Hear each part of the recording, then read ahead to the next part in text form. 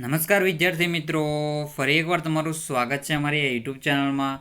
તો મિત્રો, આજે આપણે આ વિડીયોમાં ગુજરાત માધ્યમિક અને ઉચ્ચતર માધ્યમિક બોર્ડ ગાંધીનગર દ્વારા જે આપણું સામાજિક વિજ્ઞાનનું મિત્રો પેપર લેવાનું છે એકમ કસોટી માટેનું, તેનું આપણે સંપૂર્ણ સોલ્યુશન મિત્રો આપણે આ વિડીયોમાં જોવાના રહેશે. આ એમપી પેપર રહેશે, ધોરણ 8 છે મિત્રો. કયું છે? ધોરણ 8. પહેલાં તો આપણો જો વિષય છે સામાજિક વિજ્ઞાન, પછી છે ધોરણ 8, પછી છે કુલ ગુણ છે 25, તારીખ છે 31/8/2024, સમય રહેશે 1 કલાકનો સમય રહેવાનો છે.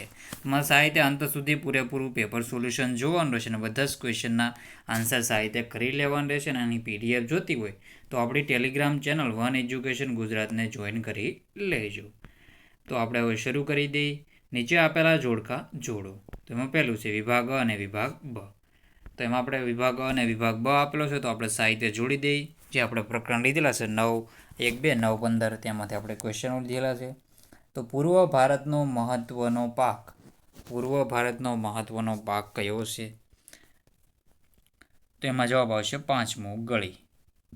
આવી તો હું સીધા જોડી જ દઈશું. આપણે જોઈએ તો એ જો આવી રીતે પૂર્વ ભારતનો મહત્વનો પાક રહેશે ગળી. પછી છે પશ્ચિમ ભારતનો મહત્વનો પાક કપાસ રહેશે. પછી છે સંથાલ જનજાતિનો વસવાટ. સંથાલ અને મુંડા જનજાતિનો વસવાટ. તો સંથાલ જનજાતિ આપણે સંથાલ છે એ હજારીબાગ પાસે ને છોટા નાગપુર પાસે મુંડા. એમાં કયું આવશે? બેમાંથી એકમાં. તો આપણે એનો આન્સર છે ત્રીજાનું બીજા સાથે, એટલે કે હજારીબાગ અને મુંડા છે એ છોટા નાગપુર આસપાસના વિસ્તારમાં. તો નીચે જવાબ પણ આપેલા છે, સાહિત્ય મિત્રોનો આન્સર જોઈ લેવા. પછી છે આગળનો ક્વેશ્ચન, બીજા નંબરનો આપણે જોઈએ તો જોડકા જોડો. સર્વ સુલભ સંસાધનો, સામાન્ય સુલભ સંસાધનો, વિરલ સંસાધનો, એકલ કે દુર્લભ સંસાધન. તમે સર્વ સુલભ સંસાધન છે, પછી સામાન્ય સુલભ સંસાધનો, વિરલ સંસાધનો અને એકલ દુર્લભ. તેમાં સર્વ સુલભમાં તો બધી જગ્યાએ મળી રહેવા. તેમાં જવાબ આવશે ઓક્સિજન અને નાઇટ્રોજન. પહેલાં શું આવશે? પહેલાંમાં જવાબ આવશે ઓક્સિજન અને નાઇટ્રોજન. સામાન્ય સુલભ તો જળ અને ગોચર. પછી વિરલ સંસાધનો, તો વિરલ સંસાધનોમાં આવશે કોલસો, ખનિજ તેલ, વિવિધ ધાતુઓ આવશે. અને એકલ કે દુર્લભ સંસાધનમાં આવશે ક્રાયોલાઇટ. તો અહીં જવાબ પણ નીચે આપેલા છે, સાહિત્ય મિત્રો તમારે જવાબ જોડી લેવાનો રહેશે. અહીં જવાબ જો આપેલા છે.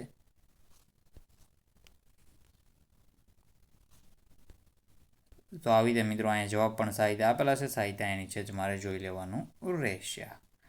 તો આપણે આગળના ક્વેશ્ચન જોઈ લઈએ. સાહિત્ય મિત્રો પોઝ કરીને જોઈ લેજો. આગળ વધતા પહેલાં હું તમને મારા બીજા યુટ્યુબ ચેનલ વિશેની માહિતી આપી દઉં. તો મિત્રો, આપણે આ બીજી યુટ્યુબ ચેનલ છે, આ ચેનલને પણ તમારે સબસ્ક્રાઈબ કરી લેવાની રહેશે. આ ચેનલને પણ તમારે સબસ્ક્રાઈબ કરી લેવી. આપણે આમાં વ્લોગિંગના વિડીયો નાખીશું અને એકમ કસોટી વિશેની માહિતી પણ આપતા રહીશું.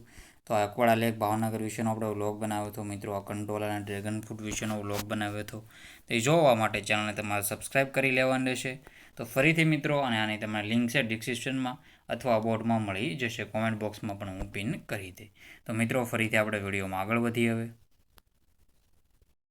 તો આપણે આ જોડકાવાળા ક્વેશ્ચન કરાવી પછી હવે જોઈ તો નીચેના વિકલ્પમાંથી સાચો વિકલ્પ પસંદ કરીને જવાબ લખો. તો પહેલું છે નીચેના પૈકી ભારતની કઈ વસ્તુની યુરોપની પ્રજાને અત્યંત આવશ્યકતા હતી? તેમાં આપણો જવાબ રહેશે મરી મસાલાની અત્યંત આવશ્યકતા હતી. પછી બીજા નંબરનું છે ભારત તરફ આવવાનો જળમાર્ગ કોણે શોધ્યો હતો? તો ભારત તરફ આવવાનો જળમાર્ગ છે વાસ્કો દ ગામાએ શોધ્યો હતો. કોણે? વાસ્કો દ ગામાએ શોધ્યો હતો. પછી છે ભારતમાં કાયમી જમાબંધી ક્યારે દાખલ કરવામાં આવી હતી? તો ભારતમાં કાયમી જમાબંધી ક્યારે દાખલ કરવામાં આવી હતી? તો ઈસવીસન 1793માં દાખલ કરવામાં આવી હતી. કોર્નવાલિસ દ્વારા દાખલ કરવામાં આવી હતી. પછી છે ગળીનો ચોથા નંબરનો ક્વેશ્ચન છે મિત્રો. આપણે 3 નંબરના ક્વેશ્ચન જોઈ લીધો. ચોથા નંબરનો ક્વેશ્ચન છે ગળીનો છોડ કયા પ્રદેશમાં થાય છે? તો ગળીનો છોડ છે મિત્રો ગરમ પ્રદેશમાં થાય છે. કયા પ્રદેશમાં થાય છે?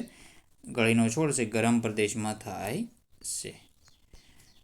અને આપણે જોઈએ તો આ ઉપર આપણે જોઈએ પૂર્વ બાજુનો વિસ્તાર છે જે બિહાર હતો. આપણે જોઈએ તો બિહાર, યા આજુબાજુ છે બિહાર, બંગાળ, આ આજુબાજુ વિસ્તારમાં ગરમ પ્રદેશ હતો અને ગળીનું સારું એવું ઉત્પાદન પણ થતું. બંધારણ સભાના અધ્યક્ષ તરીકે કોણ હતા? તો બંધારણ સભાના અધ્યક્ષ તરીકે ડૉક્ટર રાજેન્દ્ર પ્રસાદ હતા. જે ડૉક્ટર રાજેન્દ્ર પ્રસાદ છે ભારતના પ્રથમ રાષ્ટ્રપતિ પણ બન્યા હતા. 8મા નંબરનો ક્વેશ્ચન છે દર વર્ષે બંધારણ દિવસની ઉજવણી ક્યારે કરવામાં આવે છે? તો દર વર્ષે બંધારણ દિવસની ઉજવણી 26 નવેમ્બરના રોજ કરવામાં આવે છે. ક્યારે? 26 નવેમ્બરના રોજ બંધારણ દિવસની ઉજવણી કરવામાં આવે છે. તો આપણે આગળનો ક્વેશ્ચન જોઈ લઈએ. હવે નીચેના પ્રશ્નોના જવાબ 1-2 વાક્યોમાં લખો. તો નીચેના પ્રશ્નોના જવાબ 1-2 વાક્યોમાં લખવાના રહેશે. તેમાં પહેલો ક્વેશ્ચન છે, ભવિષ્યમાં સંસાધનોની અછત ન સર્જાય તે માટે શું કરવું જોઈએ? અને બંધારણ શા માટે ઘડવામાં આવ્યું? બંને ક્વેશ્ચનના આન્સર સાહિત્ય રીડ કરી લો પોઝ કરીને.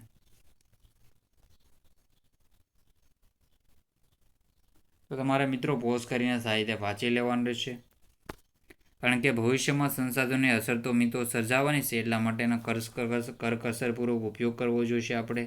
જેમ કે ખનિજ કોલસો છે, પેટ્રોલ છે, ડીઝલ છે મિત્રો, કુદરતી વાયુ છે, બધી જ વસ્તુ છે એ ખૂટી તો જવાની જ છે ગમે ત્યારે. પછી આગળના ક્વેશ્ચન છે, કુદરતી વનસ્પતિ કોને કહેવાય છે? તો જે વનસ્પતિ માનવીની મદદ વિના પોતાની મેળે જાતે જ ઉગે છે તેને કુદરતી વનસ્પતિ કહે છે. લોકશાહી એટલે શું અથવા લોકશાહીની વ્યાખ્યા આપો. તો લોકશાહી એટલે લોકોનું, લોકો માટે અને લોકો વડે ચાલતું શાસન. Democracy is of the people, for the people, and by the people. યુએસના રાષ્ટ્રપ્રમુખ અબ્રાહમ લિંકન દ્વારા આપવામાં આવેલું છે આ વાક્ય. પ્રજાની સત્તા અને ચલણવાળા અને પ્રજાના વહીવટવાળા શાસનને લોકશાહી કહેવામાં આવે છે. બંધારણ ક્યારે અમલમાં આવ્યું અને બંધારણનો અમલ ક્યારથી કરવામાં આવ્યો? તો બંધારણ 26 જાન્યુઆરી 1950ના દિવસથી બંધારણ અમલમાં આવ્યું હતું. નીચેના પ્રશ્નોના જવાબ 2-3 વાક્યમાં લખવાના રહેશે. તો આનો આન્સર સાહિત્ય જોઈ લેવો. આપણે જોઈએ તો પ્રાચીન અને મધ્યયુગમાં ભારત વિશ્વના દેશોના આકર્ષણના કેન્દ્રમાં રહ્યું હતું. એનો ઉત્તર છે, પ્રાચીન અને મધ્યયુગમાં ભારત આર્થિક દ્રષ્ટિએ ખૂબ સમૃદ્ધ દેશ હતો. એ સમયે ભારતના સુતરાઉ કાપડ, રેશમી કાપડ, મરી મસાલા તેમજ તેજાના, ગળી, સુરોખાર, ઇમારતી લાકડા, અફીણ વગેરે ચીજ વસ્તુઓની યુરોપના બજારોમાં ભારે માંગ રહેતી. યુરોપની પ્રજા મહંદશે માંસાહારી હોવાથી માંસ સાચવવા તેમને ભારતના મરી મસાલાની અત્યંત આવશ્યકતા રહેતી. તેથી ભારતના મરી મસાલા ઉપરાંત સુતરાઉ કાપડ ખૂબ ઊંચી કિંમતે વેચતા. અને પછી છે, તુર્કીના માર્ગે યુરોપના દેશોમાં જતી તે વસ્તુના વેચાણમાંથી ભારતમાં વેપારીઓને પુષ્કળ ધન કમાતા. ભારતની આવી આર્થિક સમૃદ્ધિને કારણે પ્રાચીન અને મધ્યયુગમાં ભારત વિશ્વના દેશોના આકર્ષણના કેન્દ્રમાં રહ્યું હતું. પછી છે, ઓડિશાના જંગલોમાં રહેતા ખોડ જનજાતિના લોકો શું વ્યવસાય કરતા હતા? તો આપણા આન્સર સાહિત્ય જોઈ લો. અને માનવ નિર્મિત સંસાધનો, બંનેના આન્સર મિત્રો સાહિત્ય પોઝ કરીને રીડ કરી લો. અને મિત્રો જો તમારે આ યુટ્યુબ ચેનલ સબસ્ક્રાઈબ કરવાની બાકી તો સબસ્ક્રાઈબ કરી દેજો અને બેલ આઇકન પણ દબાવી દેજો. તો સાહિત્ય મીનો આન્સર જોઈ લો.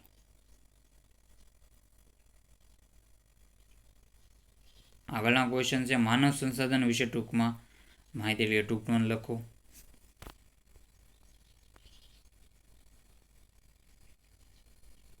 આગળનો ક્વેશ્ચન જોઈ લે. હવે 5માં ક્વેશ્ચન, 26 નવેમ્બરને બંધારણ દિવસ તરીકે શા માટે ઉજવવામાં આવે છે?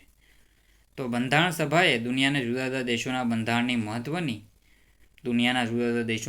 બંધારણના મહત્વની બાબતોનો અભ્યાસ કરીને બંધારણ તૈયાર કર્યું હતું. એ બંધારણને બંધારણ સભાએ 26 નવેમ્બર 1949ના રોજ પસાર કર્યું, અથવા તે બંધારણનો 26 નવેમ્બર 1949ના રોજ સ્વીકાર કર્યો. આથી દર વર્ષે 26 નવેમ્બરના દિવસને બંધારણ દિવસ તરીકે ઉજવવામાં આવે છે. પછી 26 લખવાના છે. બાળ મજૂરી સજાપાત્ર ગુનો છે. આપણે જોઈએ તો મૂળભૂત અધિકાર વિશેની માહિતી આપો, એમાં ક્વેશ્ચન પૂછાઈ શકે. તો સાહિત્ય મિત્રોનો આન્સર જોઈ લો. બંધારણવાળા પ્રકરણમાંથી છે. પછી છે, બક્સરનું યુદ્ધ ક્યારે અને કોની વચ્ચે થયું તેનું પરિણામ શું આવ્યું? તો બક્સર યુદ્ધ છે 22 ઓક્ટોબર 1764માં થયું હતું. ક્યારે? 22 ઓક્ટોબર 1764માં બંગાળના નવાબ મીર કાસિમ અવધના નવાબ અને મુઘલ શહેનશાહ શાહ આલમ બીજાના સંયુક્ત લશ્કર અને મેજર મુંડોના નેતૃત્વ હેઠળ અંગ્રેજોના લશ્કર વચ્ચે થયું હતું. સંયુક્ત લશ્કરમાં 50,000 સૈનિકો હતા, જ્યારે અંગ્રેજોના લશ્કરમાં માત્ર 7,072 સૈનિકો હતા. આમ છતાં સંયુક્ત લશ્કરની હાર થઈ અને અંગ્રેજોની જીત થઈ હતી. તો આવી રીતે આનો આન્સર રહેશે, કારણ કે એની પાસે આધુનિક મિત્રો હથિયારો હતા અને બધી સુવિધાઓ મળી રહેતી હતી એટલા માટે. પછી આ બધા ક્વેશ્ચન બંધારણની ઘડતરની પ્રક્રિયા જોઈ લો. સાહિત્ય આન્સર. તો સાહિત્ય મિત્રો બધા ક્વેશ્ચનના આન્સર તમારે જોઈ લેવા. જંગલો આપણને ખૂબ ઉપયોગી છે, વિધાન સમજાવો. તો બધા ટોપિક છે. લાકડું મળી રહે છે બળતણ તરીકે, કાગળ, દિવાસળી જેવા ઉદ્યોગો માટે કાચો માલ મળી રહે છે. કેટલાક ગૃહ ઉદ્યોગો માટે વાંસ જેવી સામગ્રી છે. ગુંદર, લાખ, રાળ, મધ, નેતર, રબર, ફળો જેવી પેદાશો મળે છે. વરસાદ લાવવામાં મદદરૂપ છે. આબોહવાને વિષમબંધી એટલે કે વિષમબંધી અટકાવે છે. ગરમી વધતી અટકાવે છે. પવન અને વરસાદથી થતું જમીનનું ધોવાણ અટકાવે. જમીનમાં ભેજ સંગ્રહ છે અને ભૂગર્ભ જળને જાળવી રાખે. બધી માહિતી તમારે વાંચી લેવી. તો મિત્રો આ હતું આપણો પેપર. મિત્રો સાહિત્ય આપણે સોલ્યુશન કરાવેલું છે, તમે સાહિત્ય જોઈ લેજો અને મિત્રો બાકીના પેપર પણ જોઈ લેવા. તો મિત્રો વિડીયોનો એન્ડ કરીએ છીએ. જય હિન્દ, જય ભારત.